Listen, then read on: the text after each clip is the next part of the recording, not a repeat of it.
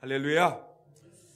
우리 복동우리 성도 여러분, 지난주에 우리는 지난 주일에 우리 인생의 노년을 어떻게 살아가는 것이 아름다운 인생이 노년이 될 것인가, 이 문제에 대해서 우리가 말씀을 통해 우리가 은혜를 받았습니다.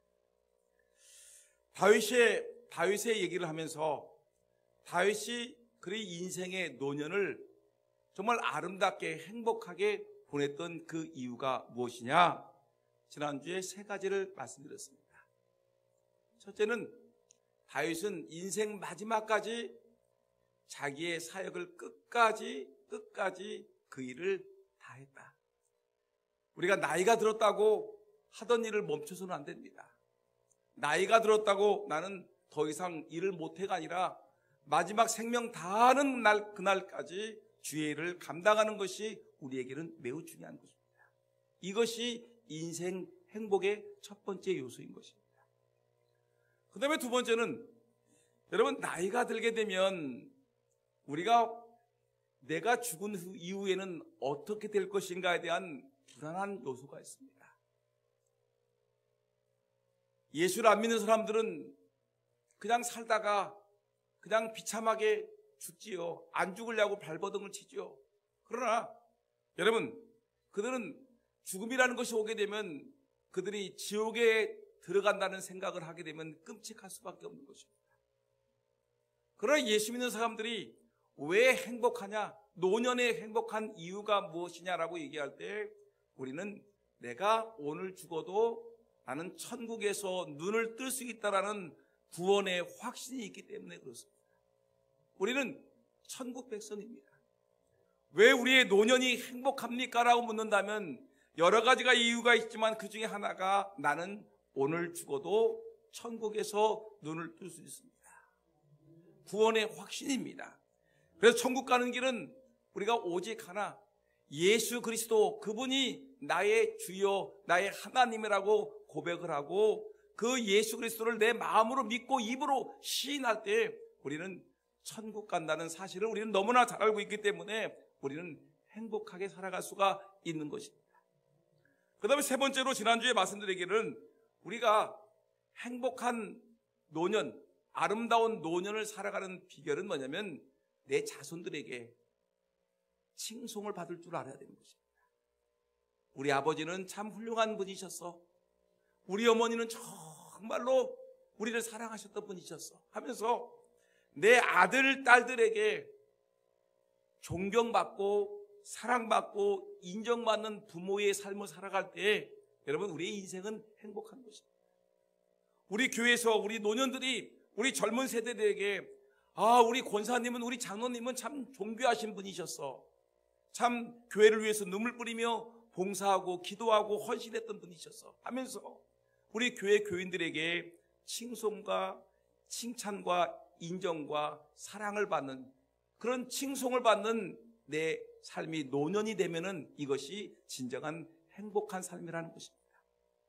여러분, 그래서 이 솔로몬은 다윗의 아들 솔로몬은 자기 아버지를 고백하면서 성경 얘기하기를 우리 아버지 다윗은 성실하게 살았었습니다. 공의롭게 살아셨습니다. 그리고 우리 아버지는 정직하게 사셨습니다. 하나님의 은혜를 입은 사람이었고 하나님과 동행하는 삶이었습니다. 그래서 그 아버지의 은혜로 내가 이렇게 이스라엘 나라의 왕이 되는 이런 귀한 자리를 만나게 되었습니다. 우리 아버지에 대한 존귀함과 존경함과 사랑함이 있었기 때문에 다윗은 자손들에게 칭송을 받았기 때문에 행복한 인생을 살 수 있었다는 것입니다. 여러분, 그러면 오늘 이 시간에 우리가 한번 생각해 보는 겁니다. 오늘 이 시간에 다윗의 인생을 다시 한번 돌아보면서 우리의 인생의 노년을 정말 행복하고 정말 석양을 붉게 물들이는 그런 아름다운 황혼, 그런 이 노년을 살기 위해서는 또한 우리가 어떻게 살아갈 것인가에 대한 생각을 한번 각도가 좀 다르게 한번 생각해 보자는 것입니다. 여러분, 저나 여러분들이나 사람인데 사람은 존귀한 존재입니다. 믿습니까? 그래서 예수님 말하기를 사람은 천하보다 귀하다. 어떤 세상에 아무리 큰 엄청난 것일지라도 우리의 생명과는 천하보다 바꿀 수 없는 것이 바로 우리의 생명이라는 것을 예수님은 강조하셨습니다. 여러분, 근데 이 사람이 이렇게 존귀한 존재인데 얼마나 존귀한 것인가를 우리가 예를 들어서 우리가 이 신문지상이나 뉴스를 보게 되면 어떤 얘기가 나오냐면 어떤 사고가 났습니다. 화재 사고가 났든지 폭발 사고가 났든지 아니면 교통사고가 났든지 이때 아무리 큰 사고가 났어도 폭발 사고가 났어도 화재 사고가 났어도 사람이 죽지 않았으면 그냥 그 사건은 그냥 쉽게 넘어갈 수가 있습니다. 근데 아무리 작은 사고입니다. 그냥 교통사고, 그냥 접촉사고인데 툭 쳤는데 사람이 죽었습니다. 아무리 작은 사고 같으지만 사람이 천하보다 귀한 생명이 죽었으면 그 사고는 굉장히 큰 사고가 되는 것입니다. 여러분, 아무리 크게 불이 나서 사람이 죽지 않고 사람이 다치지 않았으면 쉽게 넘어갈 수 있는 일인데 작은 불이지만 사람이 죽었으면 이건 천하보다 귀한 생명이 죽었기 때문에 엄청난 큰 사건으로 보고 있는 것입니다. 그만큼 사람의 생명이 그만큼 귀한 것입니다. 여러분, 근데 이렇게 귀하디 귀한 사람은 존귀한 것인데 근데 사람이 이렇게 귀한 존재가 초라해질 때가 있습니다. 아주 여러분 비참해질 때가 있습니다.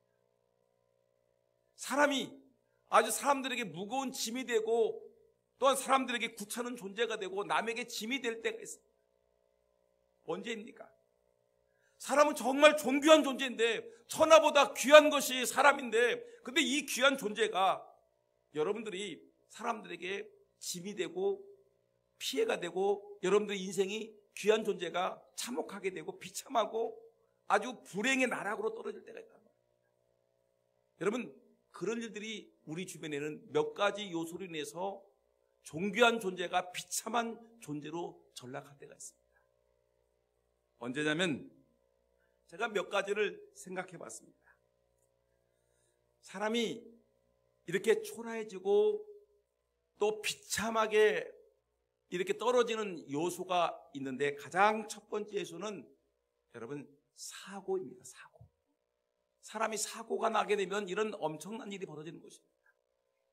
사람이 사고를 만나면 사람은 그 사고로 인해서 불행해지게 되고 인생이 초라해지게 되고 남에게 짐이 될 뿐인 짐이 되기도 한다는 것입니다. 여러분들 가족 중에 누가 건강하던 가족인데 교통사고를 나가지고 반신불수가 됐어요.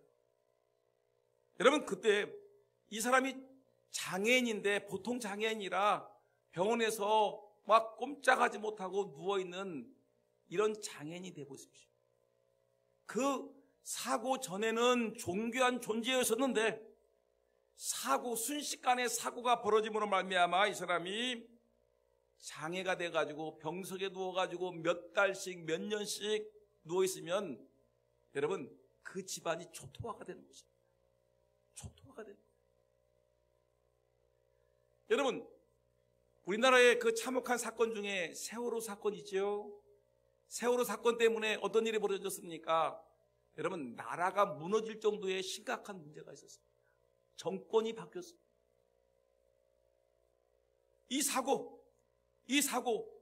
이 여행 가던 제주도로 여행 가던 아이들이 배가 침몰함으로 말미암아 수백 명이 죽음으로 말미암아 어떤 일이 벌어졌냐면 정권이 바뀌고 나라가 무너질 위기에 있었습니다.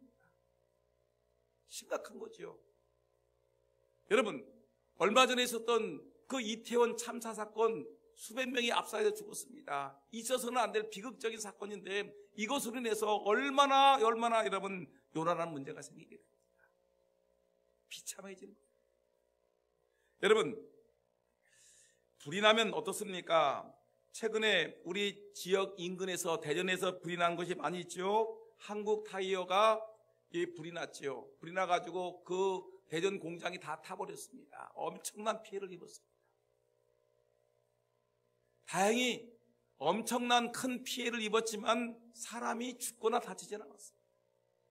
근데 여러분, 작년 2023년 9월 달에 그 신탄진 근처에 유성구 용산동이니까 신탄진에 한국 타이어랑 거리가 얼마, 5분 차로 가면 2, 3분 될까요? 그 정도 거리에 있는 현대 아울렛, 프리미엄 아울렛 화재가 있었죠. 지하에서 아침 7시 정도에 일을 하다가 자동차 그것이 문제가 돼가지고 불이 나가기 시작해가지고 순식간에 불이 번져가지고 여러분 7명이 죽음을 당했습니다. 여러분, 정말 이런 심각한 사고를 당해가지고 이러면 내 인생이 죽든지 아니면 장애가 되든지 문제가 될 수가 있다는 것입니다. 근데 제가 최근에 읽은 책 중에 좀 오래된 책이지만 박완서라는 작가가 쓴 못 가본 길이 아름답다라는 그런 책이 있는데, 이 책은 에세이집입니다. 그런데 이 박완서라는 유명한 작가가 자기의 어린 시절에 있었던 일부터 지금까지 살아왔던 일들을 갖다가 아주 그냥 멋진 문장과 글씨로 해가지고 막 아름답게 표현한 아주 유명한 이 에세이집인데, 이 내용을 읽어보게 되면 아주 인생이 얼마나 비참해질 수 있는가를 소개하고 있습니다. 그 책을 읽어보게 되면 이 박완서 작가는 오빠 한 번 있었어요. 오빠가 있었어요. 근데 이 오빠는 학교에서 교직원이었습니다. 교직원이었기 때문에 여러분, 그 아버지가 일찍 돌아가시고 이 오빠가 이 학교에서 근무를 하니까 월급이 또박또박 나오지요. 그리고 그 무너지는 가정에 이 월급을 다 갖다 주게 되면 그 가정은 그래도 그 박복이지만 그거 가지고 온 가족들이, 어머니, 자기, 오빠 가족, 가족들이 이렇게 살았습니다. 행복하게 살았습니다. 이 오빠가 그 집에 이 가장으로서 큰 일을 감당했습니다. 대들보 같은 사람이었었지요. 근데 이때 6.25 전쟁이 일어났습니다. 그래서 6.25 전쟁이 일어나가지고 이 오빠가 근무하던 학교에 국군들이 이 진주를 해가지고 거기서 이 병영을 하고 있는데, 군인들이 총기를 가지고 이렇게 훈련하다가 오발 사고가 나가지고 그 총알이 오발된 사고가 이 박완서 이 작가의 오빠의 두 발을 관통해버린 것입니다. 불구가 돼버렸어요. 그래서 병원에 입원했습니다. 입원했는데 이 전쟁이 계속해서 우리나라의 국군의 승리로 이끌었으면 괜찮은데, 중공군이 개입하면서 일사후퇴가 벌어지게 되고 국군이 그들이 살고 있는 그 곳을 이제 후퇴하니까, 국군부대 후퇴하니까 병원도 후퇴하지 않습니까? 의사도 후퇴하지 않습니까? 그러니까 이제 박완서의 이 작가의 가족들이 다 이제 피난을 가야 됩니다. 근데 문제는 뭐냐면 이 오빠를 데리고 가야 되지 않겠습니까? 병원에 있던 오빠를 찾아서 그 오빠를 들쳐매고, 여자들밖에 없습니다. 어머니, 어린 자기, 그리고 오빠의 아내인 이 오빠와 오빠 아내, 언니지가 직접 연년생 어린 조카.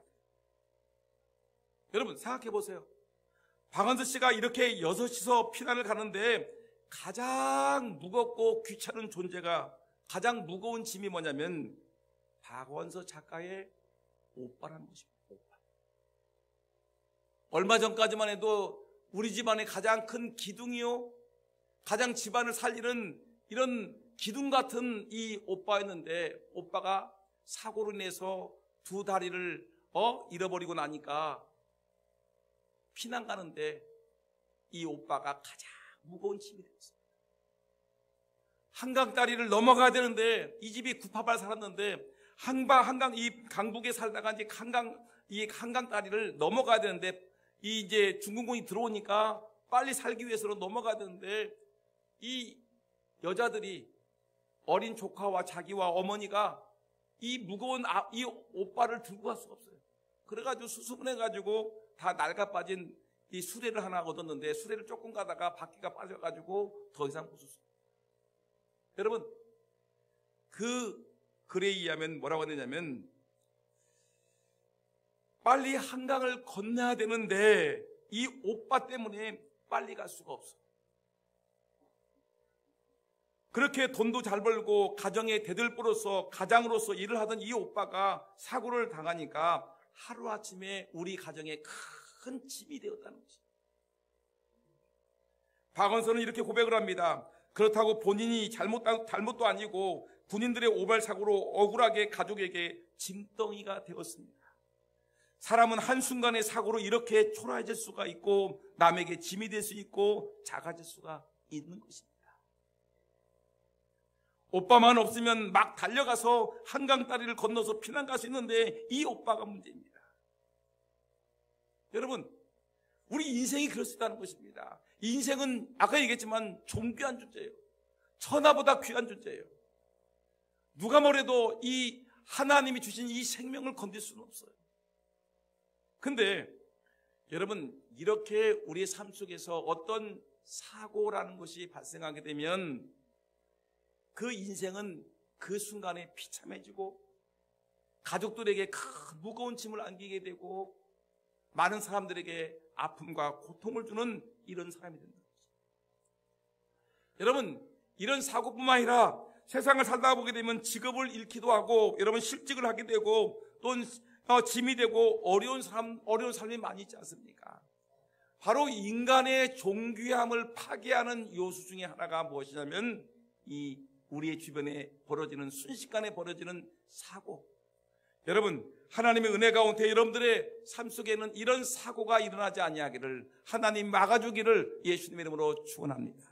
여러분 삶 속에 평탄한 길이 열려 있기를 다시 한번 주의 이름으로 축원합니다. 또 하나가 있습니다. 존귀한 인생, 행복한 인생, 하나님이 복 주시고 약속된 우리 인생에게 우리 인생을 비참하게 만들고 짐덩이가 되고 불행하게 만드는 또 하나의 요소가 있는데 그것은 뭐냐? 병이라는 것이에요. 병, 질병. 여러분, 이런 병 때문에 사람들이 고통을 당하는 것입니다. 이 병에 걸리게 되면 모든 것이 올스톱입니다. 올스톱이야. 이제 의사에게 병원에 이제 끌려다는 겁니다. 내가 병에 걸리기 시작하게 되면 이제 병원에서 오라 하면 오고 가라 하면 가고 약이 먹으라면 약에서 먹고 약에게 끌려다는 겁니다. 여러분 또한 의사에게 끌려다닙니다. 내 의지는 병에 걸리게 되면 우리의 의지는 상관없어요. 의사가 약을 먹으세요. 먹지요.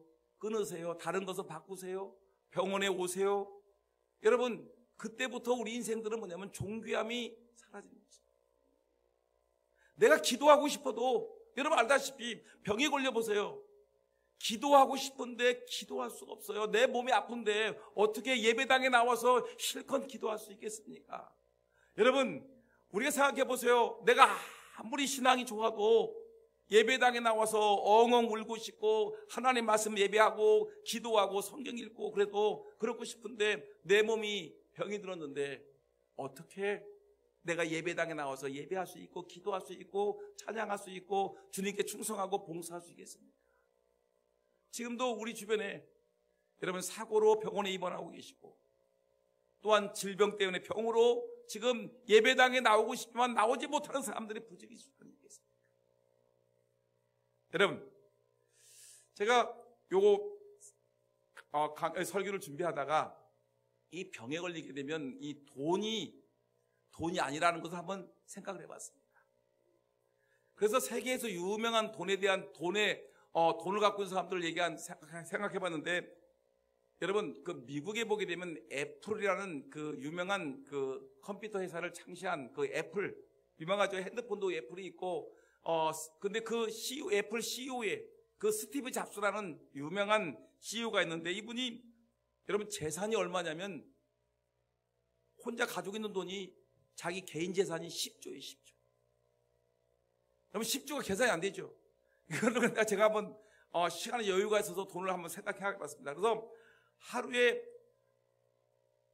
아침, 점심, 저녁 잠도 안 자고 24시간을 돈을 세게 되면 하루에 돈을 셀 수 있는 것이 10,000원짜리로 8억을 셀 수 있다. 24시간 내내 잠도 안 자고 밥도 안 먹고 8억을 셀 수 있다는 8억. 여러분, 그럼 8억인데 365일 동안 하루에 8억을 세니까 365일 동안 하게 되면 얼마 되냐면 약 좀 더 많이 해서 3,000억을 센다고 해요. 3,000억. 1년이면 3,000억. 그런데 여러분 1조. 근데 10조를 세려고 하면 뭐냐면 밥도 안 먹고 잠도 안 자고 놀지도 않고 매일 화장실도 안 가고 그냥 계속 돈만 세면은 10조를 세려고 하면 33년이거든요.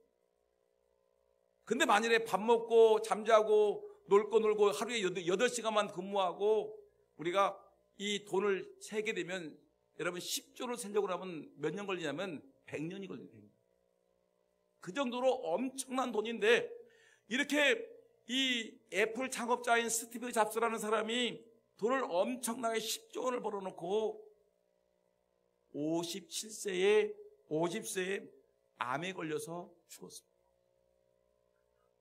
여러분 아까워서 어떡합니까? 10조 돈을 밥도 안 먹고 세게 되면 33년 동안 돈을 셀 돈인데 그 10조의 돈을 갖다가 단 한 푼도 쓰지 못하고 그냥 다 놓고 가버렸어요.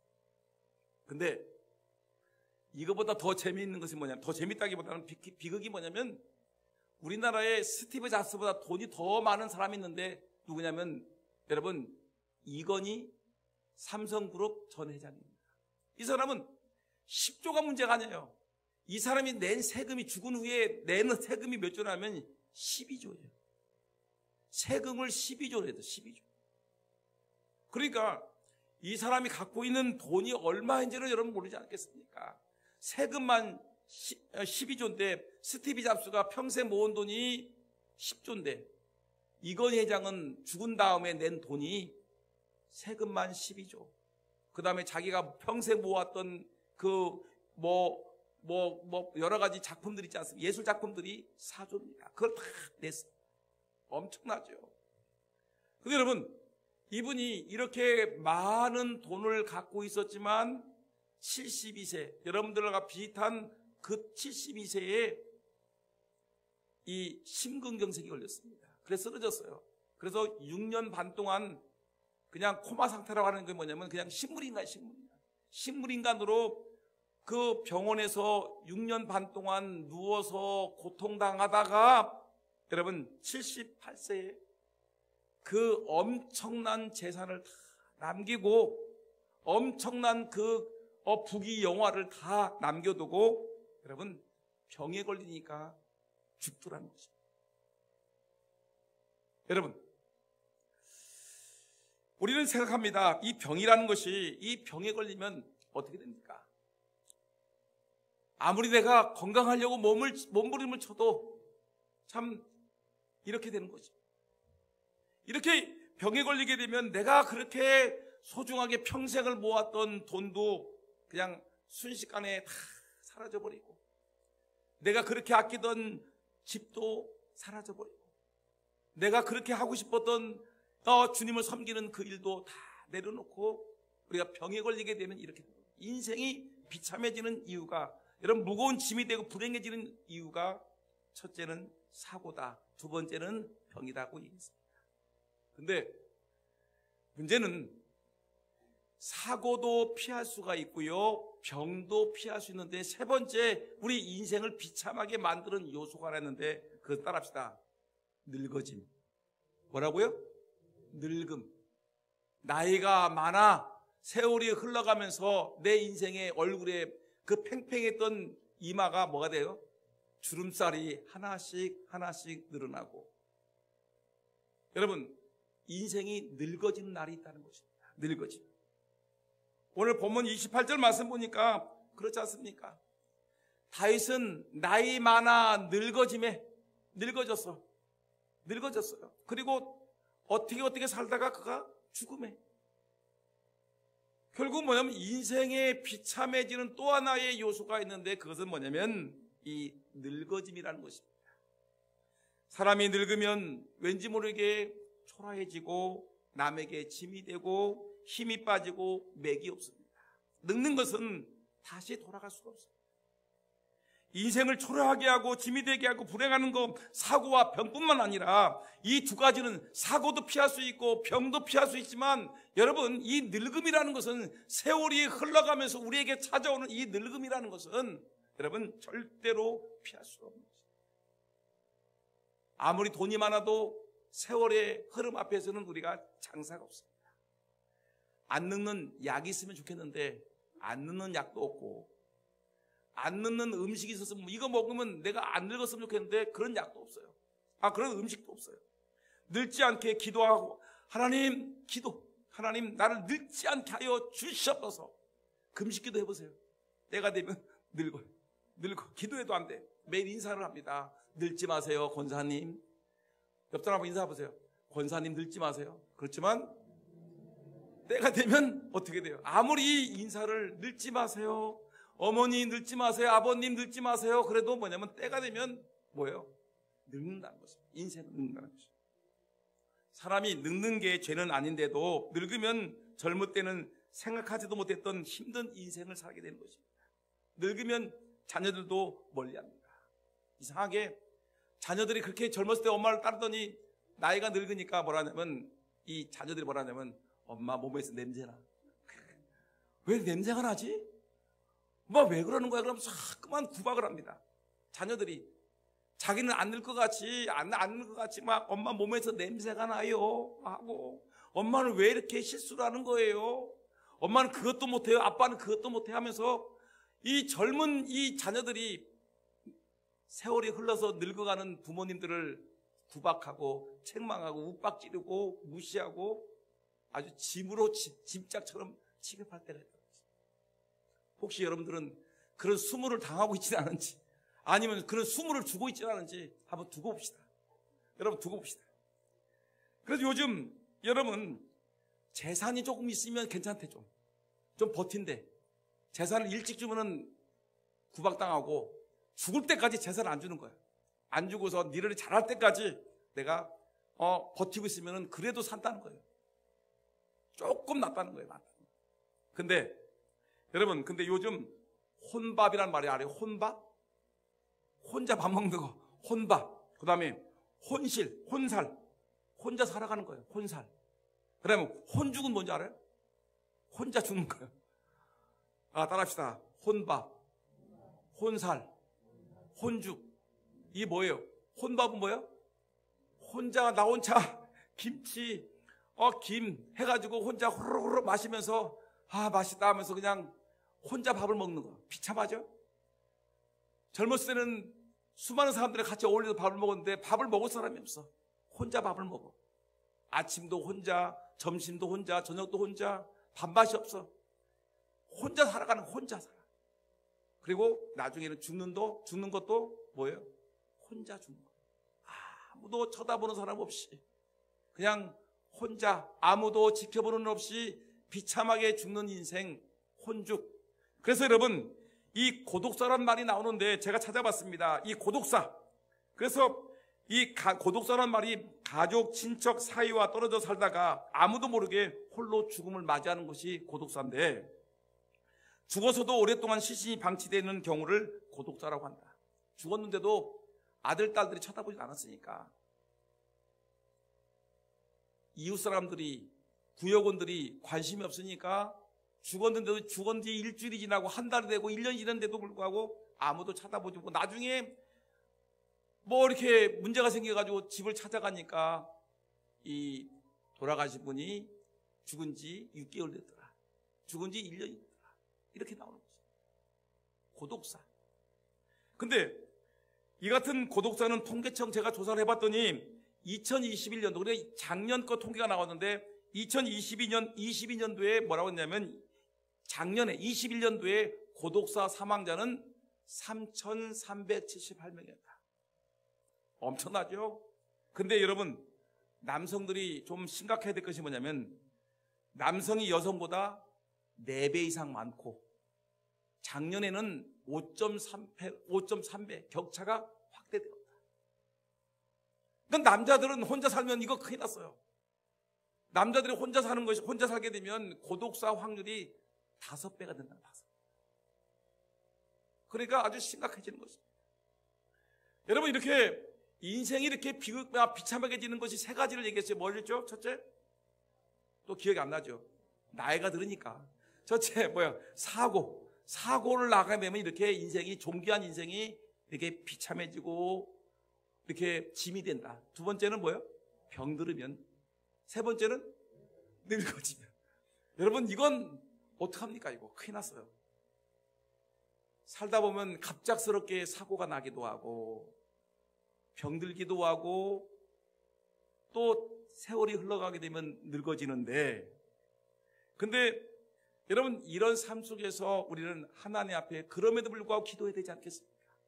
하나님, 오늘 살아가면서 하나님의 은혜 가운데 이 사고를, 긴급하게 일어나는 그 수많은 사고 중에서 하나님 지켜달라고 기도해야 되고, 눈동자같이 지켜달라고 기도. 그 다음에 하나님, 이 질병 가운데 치료해달라고 기도하셔야 되고, 하나님, 이 늙음 속에서 하나님, 다윗과 같이 하나님, 이 부와 존귀함을 갖게 해달라고 기도하는 것이 매우 중요하지 않습니까? 그런데 미국에서 최근에 연구를 했습니다. 어떤 연구를 했냐면, 이 학자들이 어떤 연구를 했냐면, 이 세상에서 수십억의 사람들이 어느 날 이 땅에 왔다가 저 세상으로 가는데, 그러니까 천지 창조부터 지금까지 수많은 사람들, 역사 속에 있는 인물들 중에서 동서고금을 막론하고, 동양과 서양을 막론하고 동서고금을 막론하고 가장 행복하고 가장 보람있게 가장 모범적으로 살아간 사람이 누굴까를 연구를 했어요. 가장 행복하게 살아간 사람, 가장 보람되게 살아간 사람, 가장 모범적으로 살아간 사람이 누구일까? 한 명만 뽑아보자. 그 연구 결과 한 사람이 등장했는데, 그 사람이 누구냐면, 누굴까요? 다윗이요. 따라합시다. 다윗. 누구라고요? 다윗. 이스라엘 나라의 초대, 2번째 왕이죠. 이 다윗이, 여러분, 이 세상에서 동서고금을 막론하고 가장 행복하고 가장 보람있고 가장 이 노년을, 이 인생을 가장 은혜롭게 살아간 사람이 누구냐? 바로 다윗이라고 사람들이 외쳤습니다. 압도적으로 다윗이라고 얘기했습니다. 여러분, 오늘 본문에 보니까 제가 좋아하는 성경 구절이 있습니다. 역대상 29장 28절 다 같이 오늘 앞에 화면 또 시작. 그가 나이 많아 늙도록. 그는 누굴까요? 1번 김일성, 2번 다윗. 누굴까요? 그가, 다윗이 나이 많아 늙도록 찾아오죠. 나이 많아 늙도록 부하고 존귀를 누리다가 죽음에 그의 아들 솔로몬이 대신하여 왕이 되니라. 여러분, 이것만큼, 이 말씀 한마디만큼 여러분 귀한 말씀이 어디 있겠습니까? 때가 되면 나이가 많아 늙었어요. 그렇지만 어떻습니까? 그에게 부와 존귀가 따라오고, 그리고 죽음에 어디로 갑니까? 하나님이 예비하신 천국으로 가게 되면 그의 뒤를 이어서 아버지를 존경하고 아버지를 칭송했던 솔로몬 아들이 자기를 대신하여 왕의 자리를 앉게 되니, 이것만큼 다윗은 행복한 것이 어디 있습니까? 정말 행복하지 않겠습니까? 아버지를 인정했던 아들이 아버지의 뒤를 잇습니다. 아버지를 사랑했던 아들이 우리 아버지는 정말 존귀하신 분이십니다. 우리 아버지는 성실하시고 공의롭고, 우리 아버지는 정말 하나님과 동행했던 위대한 사람이었습니다. 존경하는 아들 솔로몬이 그 아버지의 뒤를 이어서 왕이 되었으니 얼마나 행복하겠습니까? 죽어가면서도 웃었지 않겠습니까? 여러분, 다윗은 전쟁터에서 항상 승리하면서 늙어갔습니다. 사고도 질병도 넘어서 늙어갔습니다. 얼마나 축복입니까? 오늘 예배에 참석하신 여러분들도 주님의 은혜 가운데 사고도 물러가고 질병도 물러가고 늙음이 찾아오자면 늙음 속에서도 여러분 하나님의 은혜 가운데 다윗과 같이 부와 존귀함이 여러분들을 따르기를 예수의 이름으로 축원합니다. 여러분, 하나님께 기도하셔야 됩니다. 하나님, 내 노년 석양을 붉게 물들이는 저 서쪽 하늘의 석양과 같이 내 인생 노년을 하나님의 은혜 가운데 정말 존귀하게 부하게 살아가게 해달라고 기도하는 우리 모두가 되기를 주의 이름 축원합니다. 여러분, 이렇게 이 다윗은 나이가 들어서 늙었어도 뭐가 있다고 그랬어요? 부유함, 넉넉함이죠. 풍성함이죠. 베풀고 나누는 거죠. 부유함이 있었습니다. 그리고 종귀, 사람들이 함부로 말하지 못합니다. 종종 버릇없는 젊은이들이 연세 드신 분들에게 함부로 말할 때가 있습니다. 함부로 말하는 데가 있죠. 자기는 젊다고, 자기는 평생 동안 젊은 것 같이 나이 든 분들에게 함부로 말할 때가 있습니다. 근데 다윗은 나이가 들었음에도 불구하고 넉넉한 부가 있었고요, 모든 사람들에게 존경과 인정을 받는 존귀함의 삶이 따랐다는 것입니다. 오늘 이 자리에 계신 우리 사랑하는 우리 금산 장로교회 성도 여러분 모두가 정말 다윗과 같이 여러분 인생 살아가면서 늘도록 이런 부가 넉넉한 삶이 따르고 여러분 모든 사람들에게, 아들, 딸들에게, 교인들에게, 젊은이들에게 존귀함을 받는 그런 은혜가 있기를 예수님의 이름으로 축원합니다. 그러면 여러분 이런 부와 존귀함을 얻으려고 하면 어떻게 되겠습니까? 다른 거 다 빼고 시간이 가니까 제가 준비한 것은 다 빼고 하나만 얘기합시다. 지난주일에 3가지 얘기했죠. 뭐였죠? 우리가 석양을 밝게 붉게 타오르게 된 첫째, 끝까지 주의 일을 감당해야 된다. 내가 나이가 들어도 중간에 포기하면 안 돼. 끝까지 주의 일을 감당하라. 두 번째, 천국을 바라봐야 돼. 세 번째 뭐예요? 자손들에게 칭송을 받아야 되겠죠. 근데 오늘 하나 또 있습니다. 여러분, 다윗이 이렇게 이런 나이가 늙어도 존귀함을 받을 수 있던 또 하나의 이유는 뭐냐면 하나님의 말씀대로 순종하는 삶을 살았기 때문에 그렇습니다. 어떻다고요? 다윗은 하나님의 말씀대로 순종하는 삶을 살았기 때문에 그 사람이 이 모든 학자들이 연구한 모든 인류 중에서 가장 행복한 사람이 누구냐 할 때 다윗을 손꼽았던 것입니다. 그가 나이 많아 늙었지만 부와 존귀가 따라갔고 천국에 갔고 그리고 그 아들 솔로몬이 아버지의 뒤를 이었습니다. 왜 그렇습니까? 다윗은 하나님 말씀대로 순종하는 삶을 살았기 때문에 그렇습니다. 다윗도 여러분들이 알다시피 인간인지라 살아가면서 죄를 범했습니다. 수많은 사람들을 전쟁터에 내보내고 전쟁을 해가지고 수많은 사람들을 죽였습니다. 그냥 막 여자고 남자고 어린아이 구간에 그냥 참사를 했던 사람이었어요. 그리고 바세바와의 관계 속에서 또 죄를 범했습니다. 그 외에 성경에 기록되지 않은 수많은 죄가 있었겠죠. 여러분, 그 사람도 다윗도 우리와 똑같은 성정을 갖고 있는 사람이기 때문에 살아가면서 왜 죄를 범하지 않았겠습니까? 수많은 죄를 범했을 것입니다. 그렇지만 다윗에게 존경스러운 것은 뭐냐면 다윗은 범죄했을지라도 금세 말씀 앞에서 무릎을 꿇고 회개하고 다시 제자리로 돌아가려고 했습니다. 내가 하나님 앞에 죄를 범했구나, 잘못했구나, 하나님 말씀을 너무너무 사랑했기 때문에 그는 다시 말씀 앞에 회개하고 다시 자기의 자리로 돌아가서 바르게 살으려고 몸부림을 쳤습니다. 여러분, 하나님 말씀 앞에 정직하고 정도를 걸었습니다. 세월이 갈수록 그는 시행착오가 줄어들고 실수가 줄어들면서 하나님 앞에 거룩한 삶을 살게 되었습니다. 우리도 그래야 되지 않겠습니까? 언제까지 젊었을 때 죄 범했던 거 여러분 나이가 들어도 계속해서 죄를 범하겠습니까? 언제 우리 입이 걸었는데 나이가 들으면 우리가 입술이 좀 걸어지지 말고 좀 거룩한 입술이 되지 않겠습니까? 언제까지 욕하고 비난하고 헛된 말하고 살겠습니까?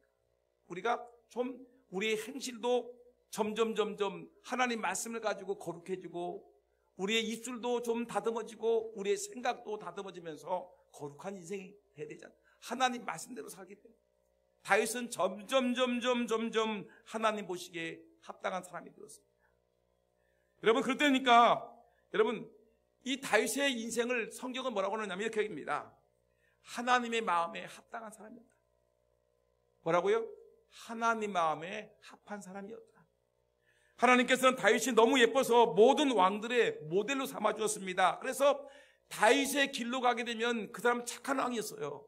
다윗의 길로 가자, 다윗이 행한 대로 가게 되면 착한 사람, 다윗이 행하지 않은 길로 가게 되면 악한 왕이었습니다.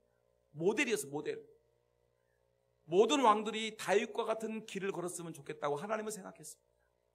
사도행전 13장 36절 말씀 볼까요? 여러분 다 같이 시작. 다윗은 당시에 하나님의 뜻을 따라 섬기다가 잠들어 그 조상들과 함께 묻혀 썩임을 당하였을 때, 보세요. 하나님의 뜻을 섬기다가, 따라합시다. 하나님의 뜻을 섬기다가, 하나님의 뜻, 내 뜻대로 살다가 아니라 하나님의 뜻대로 살다가 잠들어 그의 조상들과 함께 묻혀서 썩음을 당한다. 육신은 썩힘을 당하고 조상들과 함께 천국에서 영생 복락 누리는 것입니다.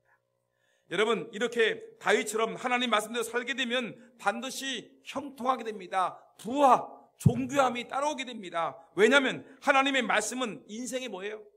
따라합시다. 하나님의 말씀은 인생의 안내서입니다.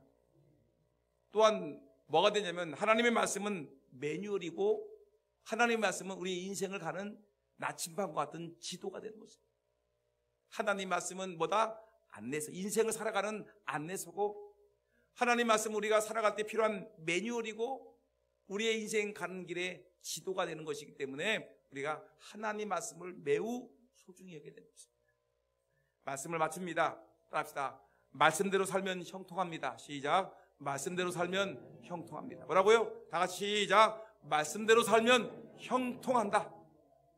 여러분, 부귀와 존귀가 따라오고요, 황혼을 행복하게 살 수 있고요, 인생의 석양을 붉게 문드리면서 여러분 정말 하나님 보시기에 정말 복된 인생을 살아갈 수 있습니다. 지난 주일 설교와 오늘 설교를 우리가 요약해 보게 되면 인생은 존귀하다. 근데 인생의 노년도 존귀하게 살아야 되지 않겠느냐. 끝까지 하나님의 일을 하자. 죽으면 어디 간다? 천국 간다. 천국 가게 돼 구원의 확신을 갖고 살되 구원은 오직 예수님 외에는 없다. 예수 그리스도를 마음에 영접하고 믿음으로 살아야 된다. 그리고 아들, 딸들에게 무시당하지 않기 위해서는 칭송과 존귀함을 받는 자손들에게 칭찬받으려고 노력하자. 네 번째, 하나님 말씀대로 붙들고 살게 되면 인생이 복이 있다. 기도하겠습니다.